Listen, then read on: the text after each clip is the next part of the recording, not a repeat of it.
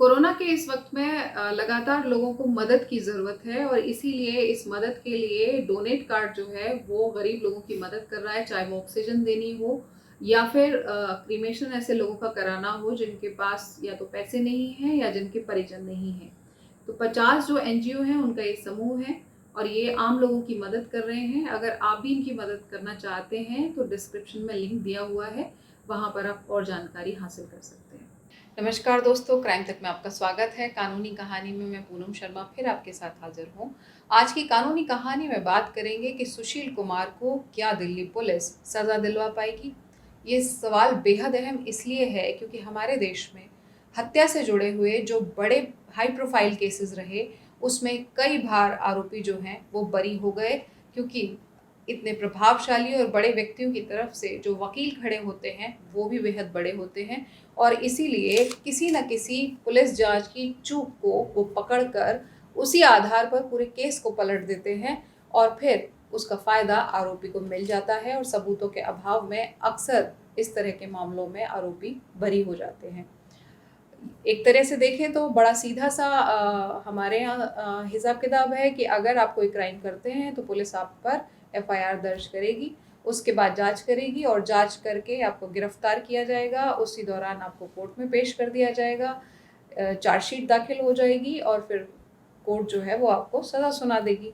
लेकिन ये जितना सीधी लकीर की तरह दिखता है, दरअसल जब मुकदमे कोर्ट में पहुंचते हैं तो वो सांप सीढ़ी के खेल बन जाते हैं और उसमें चाहे सरकारी वकील हो या फिर आरोपी की तरफ से पेश वकील, उनके बीच में ये सांप सीढ़ी का खेल जो है वही जीत पाता है जो दूसरे को चित करना जानता है।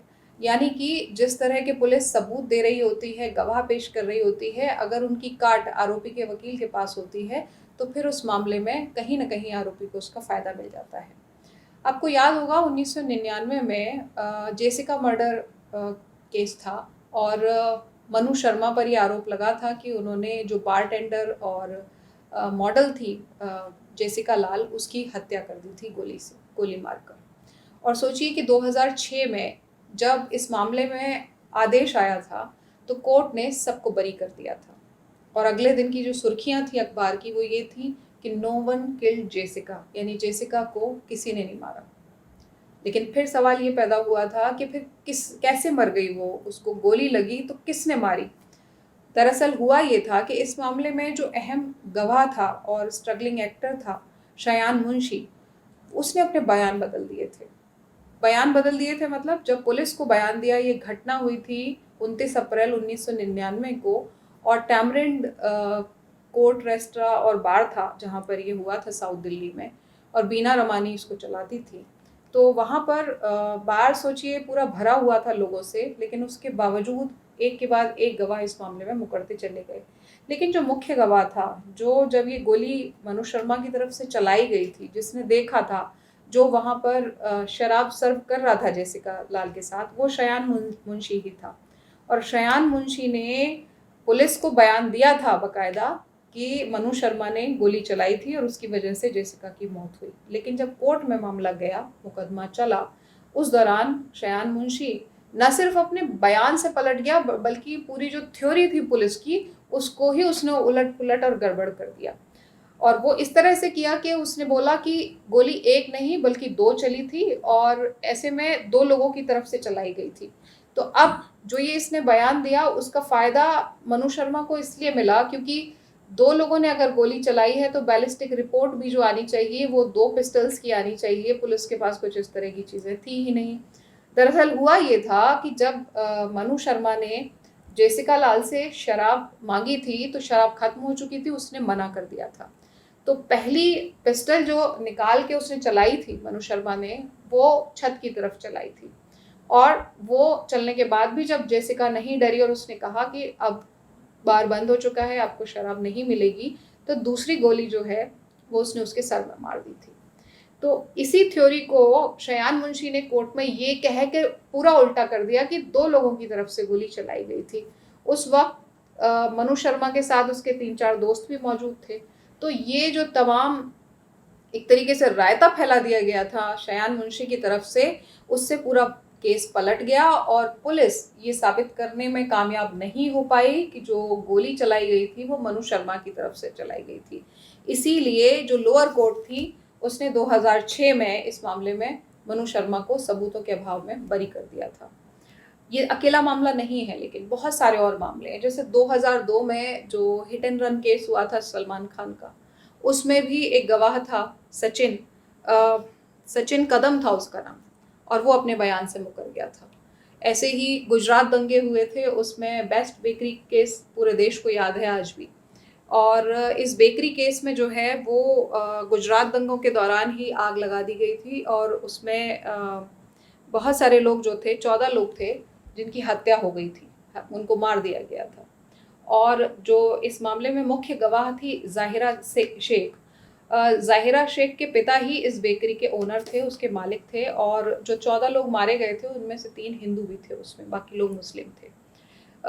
लेकिन पूरे देश की निगाह जब इस मामले में ज़ाहिरा शेख पर थी तो वो कोर्ट में जब पेश हुई तो वो अपने बयान से ही मुकर गई। मतलब पूरा देश सन्न रह गया था ये देख के कि ज़ाहिरा शेख, जिसके परिवार के लोगों को बेस्ट बेकरी केस में मार दिया गया और साथ में बेकरी में काम करने वाले कर्मचारी थे उनको मार दिया गया था, और जो मुख्य गवाह थी जिस पर पूरा केस टिका हुआ था वही बयान से मुकर गई थी। केस फिर महाराष्ट्र में ट्रांसफ़र किया गया था और मुंबई में कोर्ट में भी फिर ज़ाहिरा शेख जो है उसने अपना फिर बयान बदल दिया था। तो इन तमाम चीज़ों की वजह से हालांकि कोर्ट ने माना कि ज़ाहिरा शेख ने गुमराह किया कोर्ट को और 1 साल की उसको सज़ा बाद में सुनाई गई थी। लेकिन जो मुख्य गवाह थी ज़ाहिरा शेख, उसके बयान से पलटने के बाद इस मामले में बहुत सारे जो आरोपी थे जिनको सज़ा हो सकती थी उनको बरी कर दिया गया था कोर्ट की तरफ से। तो बहुत सारे देश में, ये अकेले मामले नहीं है, बहुत सारे ऐसे मामले हत्या से जुड़े हुए रहे हैं जिसमें पुलिस या तो अपनी जांच में किसी कमी की वजह से या फिर गवाह के मुकरने की वजह से या सबूत इतने पुख्ता नहीं रहे उनकी वजह से मात खा जाती है। और जो सिंपल से दिखने वाले केसेस होते हैं उसमें आरोपी को सज़ा मिलने की बजाय कोर्ट को उसके बरी करना पड़ता है। अब हम इसी मामले पे लौटते हैं सुशील कुमार वाले पे कि फ़िलहाल पुलिस जो कर रही है लगातार एक के बाद एक गिरफ्तारी इस मामले में, और क्या पुलिस के पास अभी इस मामले में ठोस चीज़ें ऐसी हैं जो कोर्ट में सुशील कुमार के अगेंस्ट जाएंगी। अब अगेंस्ट जो जाने वाली चीज़ें हैं उसमें सबसे ज़्यादा है कि एक तो वीडियो पुलिस के पास मौजूद है जिसमें दिख रहा है कि सुशील कुमार, जब ये पूरा झगड़ा हुआ जिसमें सागर की मौत हो गई, हत्या हुई उसकी, तो उसमें सुशील कुमार की उपस्थिति वहाँ पर दिखाई दे रही है। उसके हाथ में कुछ डंडा या छड़ जैसी चीज़ भी दिखाई दे रही है।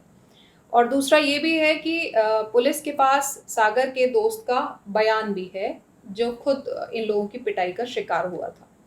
लेकिन जैसे मैंने अभी आपको ये पिछले केसेस अभी बताए, सोचिए कि इस मामले में जो पुलिस की तरफ से गवाह है अगर वही मुकर जाए, या फिर जिस तरह का वीडियो पुलिस के पास मौजूद है, दूसरा कोई वीडियो भी मान लीजिए इस केस के सुनवाई के दौरान आ जाए और उसमें दिखाए कि सागर जो था वो भी दूसरी पार्टी पर अटैक कर रहा था, कुछ इस तरह का वीडियो आ जाए, तो सोचिए फिर ऐसी स्थिति में सुशील कुमार के वकील ये बड़ी आसानी से तय कर सकते हैं, कोर्ट में साबित कर सकते हैं कि ये जो पूरा मामला था सेल्फ डिफेंस से जुड़ा हुआ था।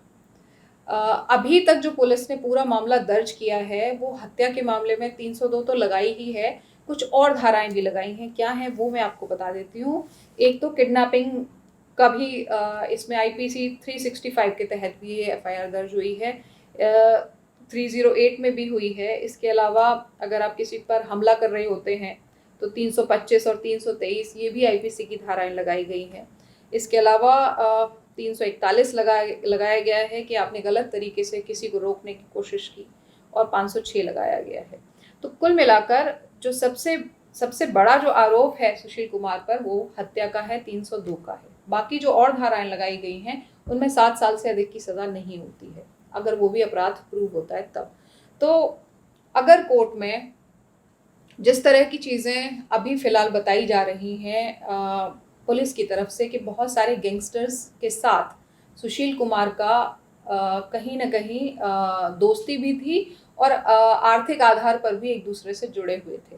अगर इस नेक्सस को कोर्ट में पुलिस प्रूव करने में पूरी तरह से सक्षम होती है तो फिर इस बात की संभावना ज़्यादा है कि मर्डर के इस मामले में, क्योंकि उसका कैरेक्टर उस तरह का दिखाकर सुशील कुमार का, पुलिस ये साबित कर सकती है कि हत्या के मामले में उसकी जो इंटेंशन थी वो कहीं न कहीं उसको मारने की थी, क्योंकि आपराधिक लोगों के बीच में ही वो घिरा हुआ था और उन्हीं से उसकी दोस्ती थी।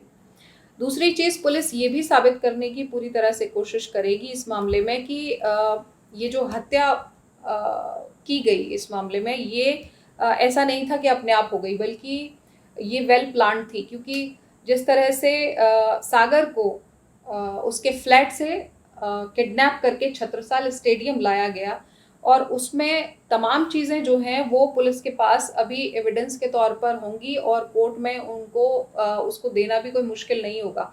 फ़ोन की लोकेशन हो सकती है इसमें कि किस से किस वक़्त तक ये कहाँ थे। इसके अलावा सीसीटीवी फुटेज हो सकती है, जब फ्लैट से ले जाके छत्रसाल स्टेडियम लाया गया, तो दोनों जगह की कुछ न कुछ ऐसी सीसीटीवी फुटेज पुलिस ज़रूर कैप्चर कर चुकी होगी, जिससे ये साबित हो जाएगा कि सुशील कुमार या फिर इसके लोग जो हैं वो सागर और उसके दोस्तों को किडनैप करके छत्रसाल स्टेडियम तक लेकर आए। लेकिन मेन जो हत्या का जो मामला है, जो 302 है, वो प्रूव करने के लिए पुलिस को इस मामले में बहुत मेहनत करनी पड़ेगी।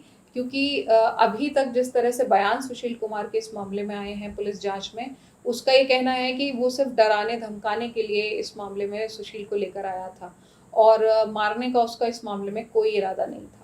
और जिस गवाह की बात हो रही है, या प्रिंस जिसके फ़ोन से ये वीडियो लिया गया और ये रिकॉर्ड किया गया कि वहाँ पर उसकी पिटाई हो रही थी सागर की और उसके दोस्तों की, और जिस तरह से सुशील की तरफ से अभी तक अपने डिफेंस में ये कहा गया है कि वो मारपीट सिर्फ इसलिए की गई थी क्योंकि वो डराना चाहते थे उन लोगों को, मारने का उनका इरादा नहीं था।